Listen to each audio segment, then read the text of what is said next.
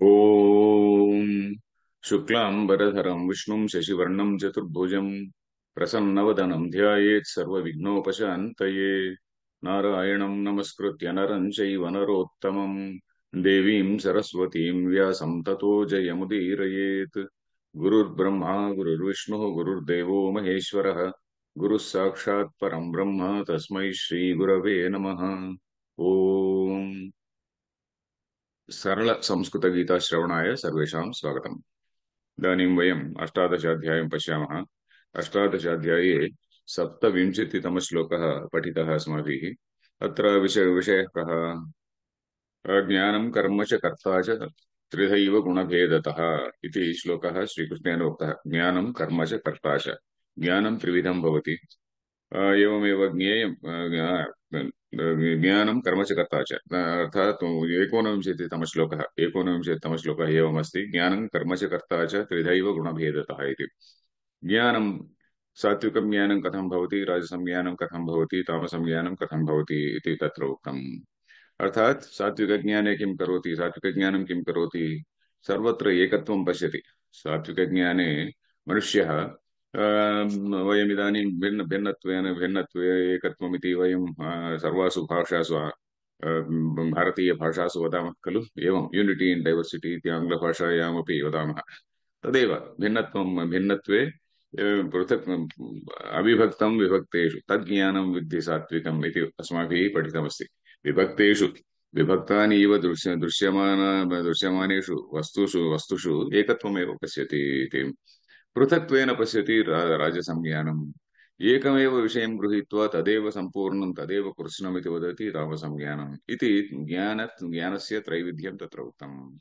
अनन्तरं च कर्म कथं भवति, सात्विकं कर्म कथं भवति, राजसं कर्म कथं भवति इति, तामसं कर्म कथं भवति इत्युक्तम्। एवमेव कर्ता कर्ता सात्विकः कर्ता कथं भवति, राजसः कर्ता कथं भवति इत्यपि उक्तम्। एकं चतुर्विंशति पञ्चविंशतितमश्लोकयोः अत्र किं तत्र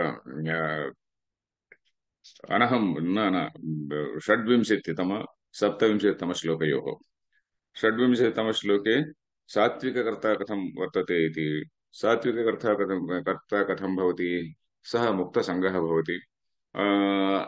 एवमेव अहङ्काररहितः भवति, गर्वरहितः। अहङ्कारः इत्युक्ते अहं कर्ता इति भावना वर्तते एव।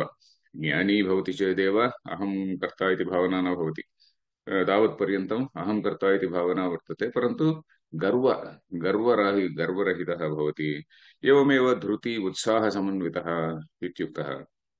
एवमेव राजसज्ञ कर्ता कथं भवति इत्युक्ते सः कर्मफलप्रेप्सुः भवति। कर्मफलं प्राप्तुम् इच्छा भवति तस्य, लुब्धः भवति, हिंसात्मकः अपि भवति। हिंसाम् अपि आचरितुं न सङ्कोचमनुभवति। हिंसां स्वलाभाय हिंसामपि करोति। एवं भवति हर्षशोकान्वितः।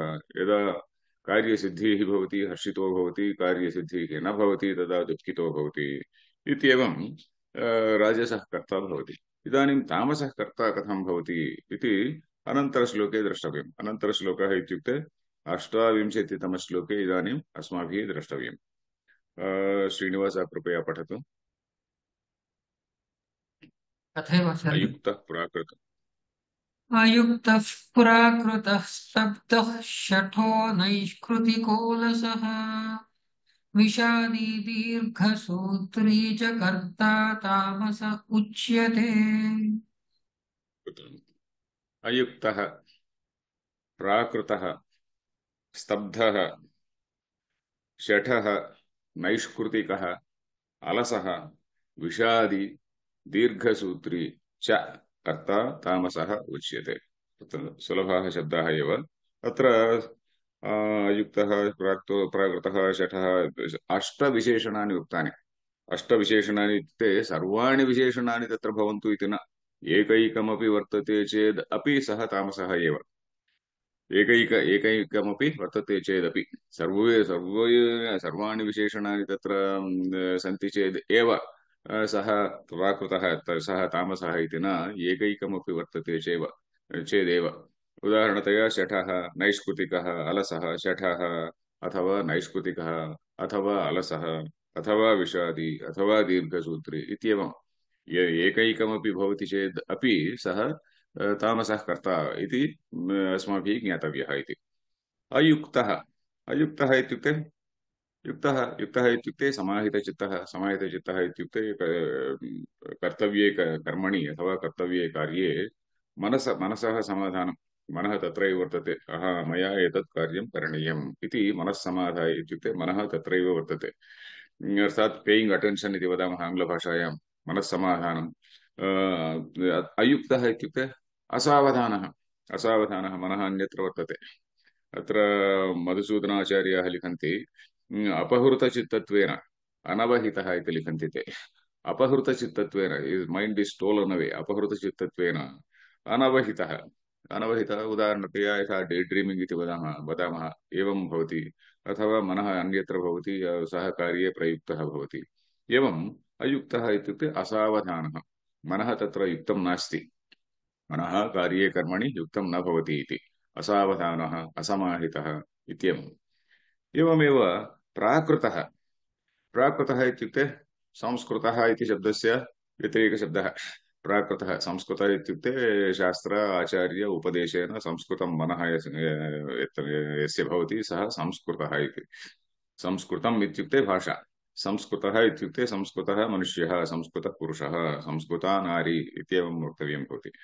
एवं तत्र प्राकृतः, प्राकृतः इत्युक्ते अशिक्षितः, शास्त्र आचार्य उपदेशं न प्राप्तवान् इति, श्रवणादिकं न कृतवान् इति, असंस्कृतबुद्धिः, गुरूणां गुरु उपसदनं न कृतवान् इति इत्येवं प्राकृतः, प्राकृतः अर्थात् सः शास्त्रं किं वदति, शास्त्रे विहितं किं निषिद्धं किम् इति किमपि न जानाति, यत् इन्द्रियैः प्रार्थ्यते, इन्द्रियैः अर्थ्यते, तत् अनुसृत्य, इन्द्रियाणि अनुसृत्य सः गच्छति। इन्द्रियाणि इन्द्रियाणि यथा गच्छन्ति तत्र इन्द्रियाणां पुरस्तात् सः धावति, प्राकृतः। स्तब्धः, स्तब्धः इत्युक्ते उदाहरणतया सः शिक्षितः अपि, प्रायः शिक्षितः अपि, तथापि स्तब्धः इति शङ्कराचार्याः लिखन्ति, दण्डवत् न नमति कस्मैचित् इति लिखन्ति। दण्डवत् न नमति कस्मैचित्, यदा गुरुः आगच्छति चेदपि, यथा कश्चित् आचार्यः, उत्तमः आचार्यः पुरतः वर्तते चेदपि सः न प्रणमति, एवमेव तिष्ठति। वयमपि कदा कदा पश्यामः टीवी माध्यमेषु अपि केचन जनाः अत्यन्तं स्तब्धाः दृश्यन्ते, अत्यन्तं स्तब्धाः। इंटरव्यूयर् कश्चित् भवति खलु, सः अत्यन्तं पृच्छकः, पृच्छकाः केचन केचन जनाः अत्यन्तं शठाः, अत्यन्तं स्तब्धाः भवन्ति, अत्यन्तं शठाः। एवं शठाः इति न, स्तब्धाः, स्तब्धाः भवन्ति। तेषां गर्वसूचकमस्ति। केचन जनाः एवम् अशिक्षिताः, एवं गर्वशीलिनः भवन्ति। एवं सः अपि किं तामसः, तमोगुणवशादेव एवं करोति सः। प्राकृतः स्तब्धः, महद्भ्यः अपि आदरं न करोति, महद्भ्यः नमो महद्भ्यः इति वक्तव्यं खलु, महद्भ्यः अपि आदरं न करोति। एवमेव शठः, शठशब्दस्य अर्थः शक्तिगूहनकारी इति लिखितं। शठः वञ्चकः इति, शठः वञ्चकः शक्तिगूहनकारी, अर्थात् सोऽपि किञ्चिदिव इंटेलिजेंट, बुद्धिमान् एव, बुद्धिमान् अपि शठः इति। तत्र हनुमन्तं वर्णयन् वाल्मीकिः अपि शठबुद्ध्या इति लिखति। शठबुद्ध्या इति कदा कदा एवं करोति इत्युक्ते, प्रप्रथमं रामं मेलितुं यदा आगच्छति, सुग्रीवस्य वचनात् ऋष्यमूकपर्वतात् उत्प्लुत्य रामलक्ष्मणौ तत्र मेलितुम् आगच्छति, रामलक्ष्मणौ कीदृशौ इति ज्ञातुं। तत्र शठबुद्धिम् अनुसृत्य, शठबुद्ध्या सः आत्मानं निगूह्य भिक्षुकवेषं धृत्वा आगच्छति इति तत्र तत्र वाल्मीकिना लिखितमस्ति खलु, शठबुद्ध्या, तत्र वञ्चकबुद्ध्या इति। वस्तुतः हनुमान् महान् बुद्धिमान् वञ्चकः नास्ति, तथापि तस्मिन् सन्दर्भे सन्दर्भानुसारेण शठबुद्धिम् अनुसरति। तावता अस्माभिः न वक्तव्यं तामसः हनुमान् इति न वक्तव्यं। सन्दर्भानुसारेण किञ्चिदिव यदि वयं श्रीकृष्णस्य कथां शृणुमः चेत् तत्रापि तत्रापि सन्दर्भानुसारेण भार्याभिः सह कदा कदा शठबुद्धिम् अनुसरति। भार्याभिः सह यदा सत्यभामा वर्तते अथवा रुक्मिणी वर्तते, रुक्मिण्या सह न परन्तु सत्यभामया सह कदाचित् शठबुद्धिम् अनुसरति इति तत्र वयं पश्यामः कथासु। एवं शठः शठः परन्तु अयम् अत्र अत्र यः तामसः वर्णितः सः सर्वदा सर्वदा शठबुद्धिरेव तस्य स्वभावः। सर्वदा सर्वेषु कार्येषु सर्वैः सह शठबुद्धिरेव सर्वेषां वञ्चकः इति। एवमेव नैष्कृतिकः, नैष्कृतिकशब्दस्य परावमानी इति लिखितमस्ति। परेषाम् अवमानी, इन्सल्ट्स् अदर्स्, परावमानी नैष्कृतिकः। नैष्कृतिक इति शब्दस्य अनेके अर्थाः दत्ताः सर्वैः। वञ्चकः इत्यपि अर्थः दत्तः, परन्तु शठः शब्देन एव मायावी शक्तिगोहनकारी इति वर्तते। परन्तु नैष्कृतिकः इत्यत्र प्रायः परावमानी, परेषाम् अपमानं करोति, सम्मानं न करोति इत्यपि वयं स्वीकर्तुं शक्नुमः। अलसः, अलसशब्दः ज्ञातः एव। अलसशब्देन किं, यत् कार्यं करणीयमस्ति तत् कार्यं न करोति, यत् अद्य करणीयमस्ति तत् मासानन्तरं करोति। एवमेव अवश्य कर्तव्येषु कर्मसु अपि स न प्रवर्तते इति अत्र विषयः। एवमेव अलसः दीर्घसूत्री इति अपि वर्तते। दीर्घसूत्री इति अपि अद्य कर्तव्यं कर्म मासानन्तरं करोति इति तत्र वक्तव्यं भवति, परन्तु अत्र अलसः इत्युक्ते लेजि लेजि इति। प्रातः प्रायः 9 वा 10 वा उत्तिष्ठति। एवं सर्वाणि कर्माणि एवं करोति। अलसः तत्र कार्येषु अग्रे न गच्छति इति, कार्यकरणे अग्रे न गच्छति इति अलसः। विषादी, विषादी इत्युक्ते सर्वदा मोरोस्, मोरोस् इति आङ्ग्लभाषायां वदामः। सर्वदा शङ्कराचार्याः लिखन्ति अवसन्नस्वभावः इति। अवसन्न, अवसीदति, सीदन्ति मम गात्राणि इति प्रथमम् उक्तं श्रीकृष्णेन अत्र अर्जुनेन। सीदन्ति मम गात्राणि इत्युक्ते just collapsing, just sitting in a play, विषादेन एकत्र एकत्र भूमौ उपविष्टो भवति। एवं विषादी सदा असन्तुष्टः भवति, सर्वदा दुःखी भवति। यद्यपि उत्तमा भार्या अस्ति अथवा उत्तमम् उद्योगं वर्तते, उत्तमः उद्योगः वर्तते, तथापि सः सर्वदा विषादी वर्तते। एवं विषादी असन्तुष्टः भवति, दुःखी भवति, सर्वदा अवसन्न स्वभावः। स्वभावः एव एवं भवति इति शङ्कराचार्याणाम्। एतस्य स्वभावः, एते सर्वाणि विशेषणान्यपि स्वभावस्य स्वभावं सूचयन्ति, स्वभावं वर्णयन्ति। अस्य प्राकृत अथवा तामस कर्तुः स्वभावं वर्णयन्ति इति। विषादी, दीर्घसूत्री च। दीर्घसूत्रः वयं जानीमः, दीर्घदर्शी प्राप्तकालज्ञः दीर्घसूत्रः इति काचित् कथा वर्तते खलु। तत्र पञ्चतन्त्र ग्रन्थे दीर्घसूत्री यत् झटिति करणीयमस्ति तत् न करोति, अन्ततो गत्वा दुःखितो भवति। एवं दीर्घसूत्री दीर्घकालं चिन्तयति, दीर्घकालम् एकस्मिन् विषये चिन्तयति। एवं करणीयं वा अन्यथा अन्यथा करणीयं वा इति निर्णयं न स्वीकरोति। अद्य करणीयं मासानन्तरं करोति। सोऽपि दीर्घसूत्री एव। अलसः अपि एवमेव भवति, परन्तु दीर्घसूत्री मन्दस्वभावः भवति। शङ्कराचार्याः मन्दस्वभावः इति लिखन्ति। एते गुणाः एकैकः अपि गुणः वर्तते चेत् अपि सः तामसः इति वक्तव्यम्। उदाहरणतया कश्चित् दुर्जनः चिन्तयतु, शठः नैष्कृतिकः भवति, सः दीर्घसूत्री न भवति, सः दीर्घसूत्री न भवति, विषादी न भवति, सः उत्साहेन दुष्कर्माणि करोति, उत्साहेन एव विलनस् एक्टिविटीस्, कुकर्माणि सर्वाण्यपि शठबुद्ध्या नैष्कृतिकबुद्ध्या उत्साहेन एव करोति। सः दीर्घसूत्री न भवति, श्रद्धया एव तानि कर्माणि करोति। अतः एकैकमपि वर्तते चेदपि तत् किं तामसस्य चिह्नम् इति ज्ञातव्यमस्ति। सर्वे गुणाः वर्जनीयाः इति। सर्वे गुणाः सर्वे कथं कस्मात् कारणात् वर्णिताः इत्युक्ते सर्वे गुणाः साधकैः वर्जनीयाः इति यत्र विषयः। अनन्तरश्लोकं पठतु श्रीनिवास। बुद्धेर्भेदम्। तथैव आचार्य। बुद्धेर्भेदं धृतेश्चैव गुणतस्त्रिविधं शृणु प्रोच्यमानमशेषेण पृथक्त्वेन धनञ्जय।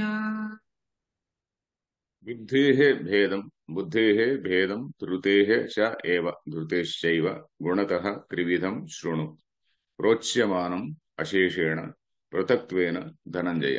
अत्र हे धनञ्जय इति सम्बोधनं। हे धनञ्जय किं बुद्धेः भेदं धृतेः च भेदं गुणतः त्रिविधं भवति इति। गुणतः इत्युक्ते सत्त्वरजस्तमो गुणानाम् अनुसारेण गुणानां कारणेन वा त्रिविधं भवति। मया प्रोच्यमानम् अशेषेण मया प्रोच्यमानं तत् त्रिविधं अशेषेण प्रोच्यमानं पृथक्त्वेन पृथक्त्वेन प्रोच्यमानम् इत्युक्ते त्रिविधं त्रिविधम् इति प्रोच्यमानं। हे धनञ्जय शृणु इति अन्वयः। किं बुद्धेः भेदं, बुद्धेः अपि भेदं त्रिविधं भवति, धृतेः अपि त्रिविधं भवति। अत्र बुद्धिशब्दस्य अर्थः कः, धृतिशब्दस्य अर्थः कः इति अत्यन्तं मुख्यः विषयः। कस्मात् इत्युक्ते पूर्वं ज्ञानमिति शब्दस्य, ज्ञानमिति शब्दं दुष्टमस्माभिः, शब्दः दुष्टः। ज्ञानं शब्दस्य अर्थः कः, ज्ञानम् इत्युक्ते अस्माकं विजन् इति अस्माभिः तत् vision are understanding philosophy of life इति फिलासफी आफ् लैफ् इति न, विजन् इति अस्माकं दृष्टिः कथं भवति, अस्माकं एटिट्यूड् कथं भवति इति। ज्ञानं कथं निर्मितं भवति इत्युक्ते अस्माकं संस्काराणाम् अनुसारेण, अस्माकं अध्ययनस्य अनुसारेण, शास्त्र आचार्य उपदेश संस्कृतं मनः तत् ज्ञानं निर्माति। सर्वेषु कार्येषु अपि तस्य ज्ञानस्य एव उपयोगः भवति। ज्ञानम् इति अस्माकं विषयं भवति।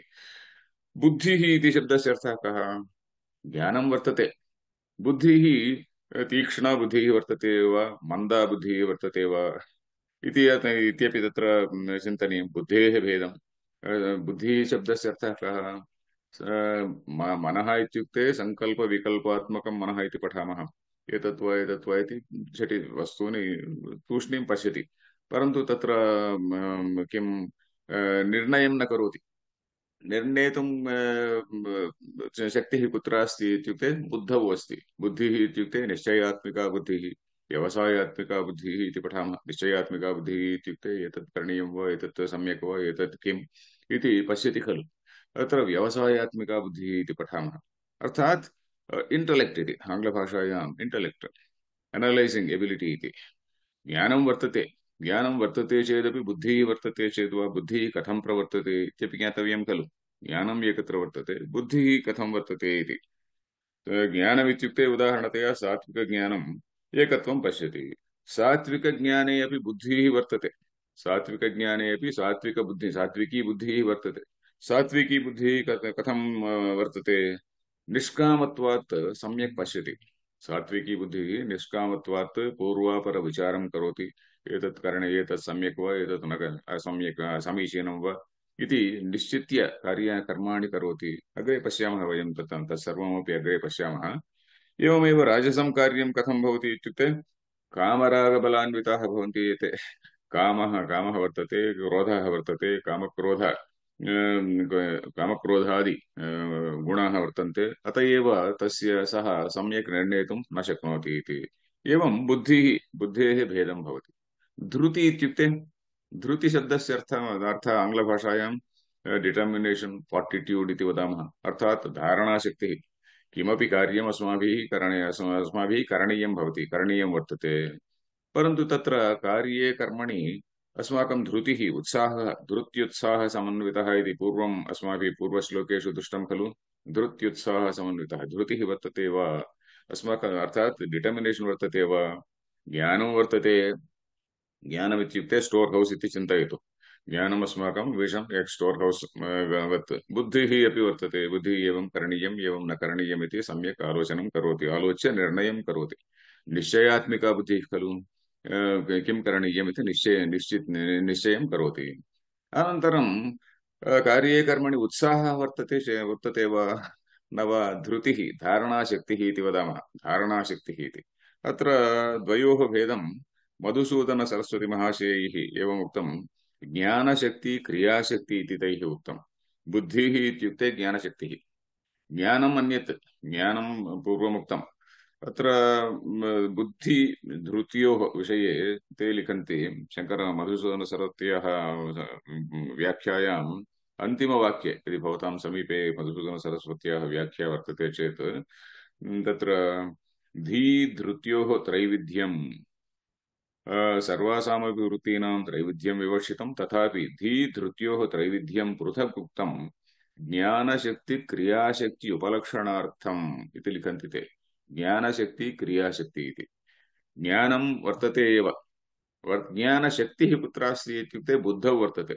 अस्माकं समीपे ज्ञानं वर्तते, सम्यक् विषन् वर्तते, तथापि ज्ञानशक्तिः कुत्र वर्तते इत्युक्ते बुद्धौ वर्तते। बुद्धिः एव इंटेलेक्ट् चिन्तयति खलु। किं कथा प्लानिङ्ग् सर्वमपि बुद्धौ एव भवति।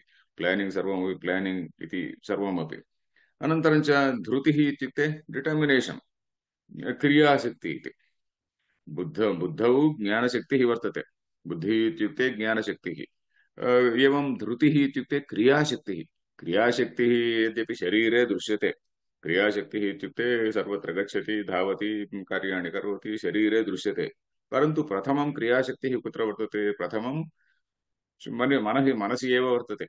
क्रियाशक्तिः प्रप्रथमं मनसि एव उत्पद्यते, अनन्तरं कार्यरूपं स्वीकरोति खलु, कार्यरूपं वहति।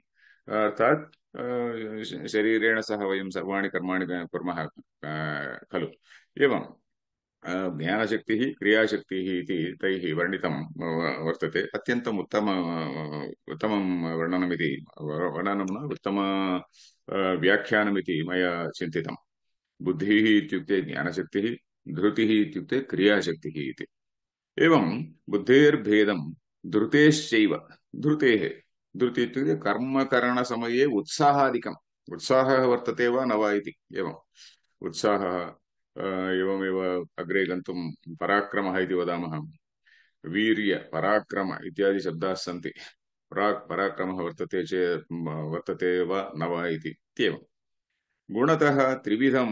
गुणतः इत्युक्ते सत्त्वादिगुणानां कारणात् इति। सत्त्वादिगुणानां कारणेन त्रिविधं भवति। एवं प्रोच्यमानं, उच्यमानं, प्रकर्षेण उच्यमानम्, अशेषेण। अशेषेण इत्युक्ते निश्शेषेण इति, किमपि शेषं विना। अर्थात् बुद्धिः, ज्ञानं, धृतिः इत्यादि शब्दानां विश्लेषणं कथं वर्तते, कुत्र वर्तते, कुत्रापि न वर्तते, सैकालजि ग्रन्थेषु एव वर्तते। अत एव गीतायां तत्र सैकालजि दृष्ट्या वयं पश्यामः चेत् अनेके विषयाः तत्र उक्ताः सैकालजि दृष्ट्या। कर्ता कथं वर्तते, तामसः कर्ता कीदृशः, एवमेव ज्ञानं कर्म च कर्ता च इति त्रिविधं श्रुतम्। इदानीं बुद्धिः धृतिः इत्यत्रापि त्रैविध्यं तत्र दर्शितमस्ति। प्रोच्यमानम् अशेषेण। प्रोच्यमानं शृणु। शृणु इत्युक्ते त्वं सावधानपूर्वकं शृणु इति। पृथक्त्वेन इत्युक्ते त्रिविधं।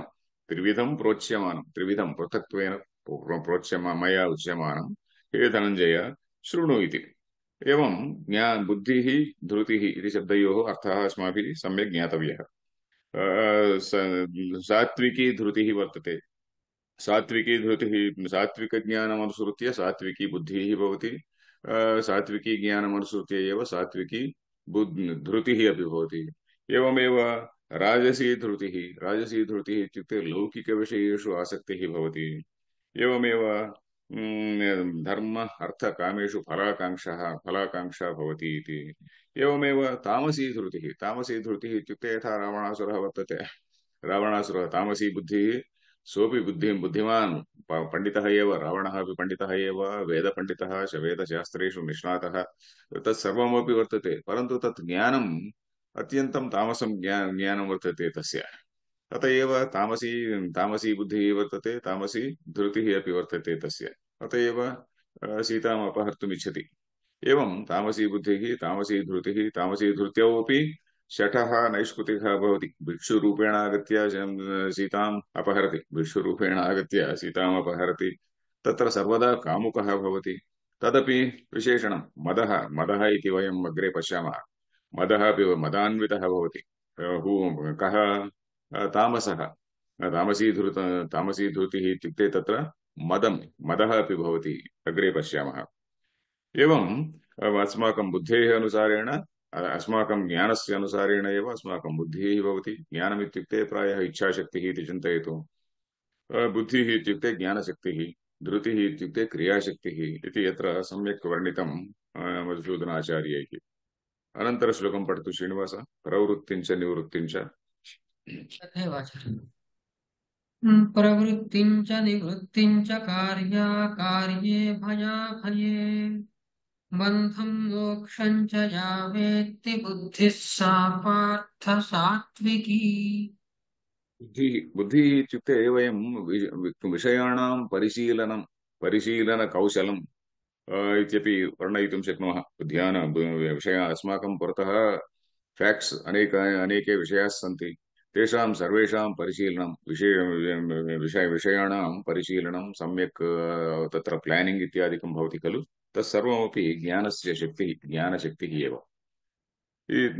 तत्र 30 श्लोके प्रवृत्तिं च निवृत्तिं च कार्याकार्ये, कार्यञ्च अकार्यञ्च कार्याकार्ये इति। भयाभये, भयञ्च अभयञ्च भयाभये इति। बन्धं मोक्षं च या वेत्ति। तत्र द्वितीय एकवचने बन्धं वेत्ति मोक्षं वेत्ति। मोक्षं च या वेत्ति बुद्धिः, या बुद्धिः एतत् सर्वं वेत्ति सा बुद्धिः हे पार्थ सात्विकी बुद्धिः इति। बुद्धिः इति स्त्रीलिङ्गशब्दः खलु, अत एव सात्विकी बुद्धिः इति। तत्र शास्त्रवचनादेव प्रवृत्तिः इति। वचनात् प्रवृत्तिः वचनात् निवृत्तिः इति केचन आचार्याः वदन्ति खलु। एवं प्रवृत्तिञ्च निवृत्तिञ्च। प्रवृत्ति निवृत्ति इति शब्दयोः प्रवृत्तिमार्गः निवृत्तिमार्गः इत्यपि शङ्कराचार्यैः वर्णितमस्ति। प्रवृत्तिमार्गः निवृत्तिमार्गः कस्मात् कारणादेवम् अर्थविवरणं कृतम् इत्युक्ते बन्धं मोक्षं च या वेत्ति इति तृतीयपादे वर्तते खलु। प्रवृत्तिं च निवृत्तिं च कार्याकार्ये भयाभये बन्धं मोक्षं च या वेत्ति इति तृतीयपादे वर्तते। बन्धं मोक्षं किं बन्धकं भवति, किं मोक्षदायकं भवति इति। प्रवृत्तिमार्गः बन्धकः भवति, निवृत्तिमार्गः मोक्षदायकः भवति इत्येवं तैः स्वीकृतं। परन्तु केचन अन्ये व्याख्याकारः प्रवृत्तिः इत्युक्ते शास्त्र किं शास्त्रीयकर्मणि एव प्रवृत्तिः इति। शास्त्रवचनात् प्रवृत्तिः। सर्वेषां ये जनाः साधारणाः साधकाः भवन्ति, न तु सन्यासिनः, तेषाम् अस्माकं सर्वेषामपि कर्मयोगः एव विहितः खलु। एवं प्रवृत्तिञ्च निवृत्तिञ्च। प्रवृत्तिः इत्युक्ते शास्त्रीयकर्मसु एव अथवा शास्त्रेण अनुमिति येषां कर्मणाम् अनुमतिः वर्तते तेषु कर्मसु एव सः प्रवर्तते इति। निवृत्तिः अर्थात् दुष्टकार्येभ्यः निवृत्तिः। शास्त्रेषु निषिद्धानि कर्माणि भवन्ति, तेभ्यः निवृत्तिः इति। अर्थात् शास्त्रीयकर्मसु एव तस्य प्रवृत्तिः भवति इति। एवमेव कार्याकार्ये तत्रापि तदेव स एव अर्थः। कार्यमित्युक्ते कर्तव्यम्, अकार्यमित्युक्ते अकर्तव्यम्। अत्र अस्माकं धर्मः इति कश्चित् विहितः वर्तते खलु। सर्वेषां जनानां लोके अथवा समाजे सर्वेषां पुरुषाणाम् अथवा सर्वेषां जनानाम् अस्माकं किम् अनुसृत्य, अस्माकं वर्णमनुसृत्य, आश्रममनुसृत्य स्त्रीणाम् अन्यः धर्मः भवति, पुरुषाणाम् अन्यः धर्मः भवति।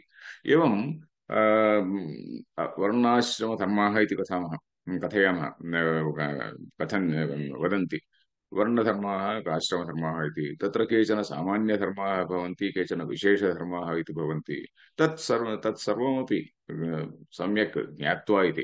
तत्सर्वमपि सम्यक् ज्ञात्वा किम् आश्रममर्यादाम् अनुसृत्य अथवा वर्णमर्यादामनुसृत्य मया ब्राह्मणेन एवमेव करणीयम् एवं न करणीयम् इति मर्यादा वर्तते। मर्यादा इत्युक्ते सीमा, लिमिट् वर्तते।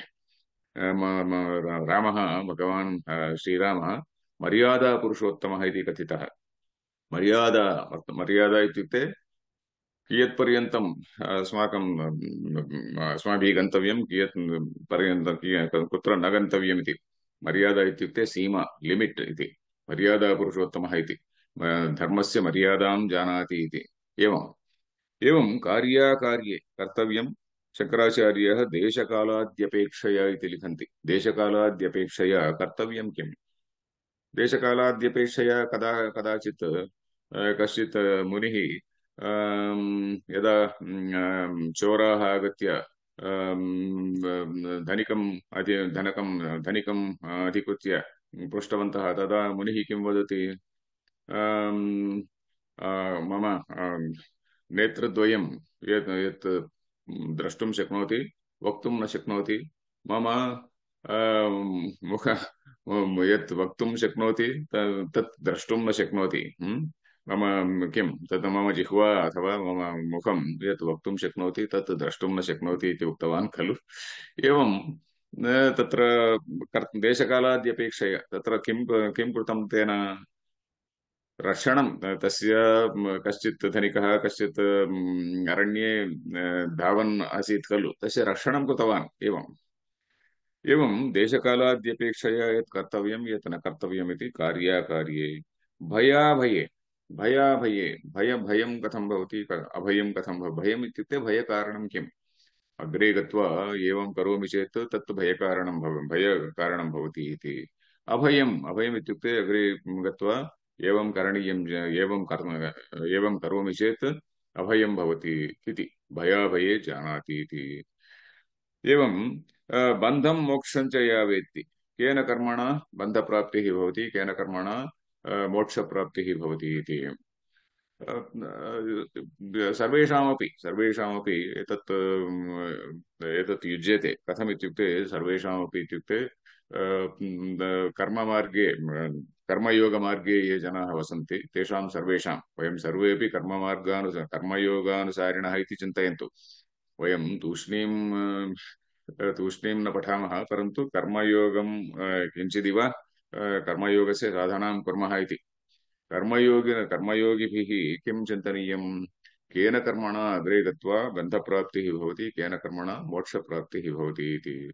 एवं बन्धं मोक्षं च या वेत्ति, या बुद्धिः वेत्ति सा बुद्धिः हे पार्थ सात्विकी इति। अत्र बन्धं मोक्षं च या वेत्ति इत्युक्ते ज्ञाननिष्ठायामपि कश्चित् वर्तते।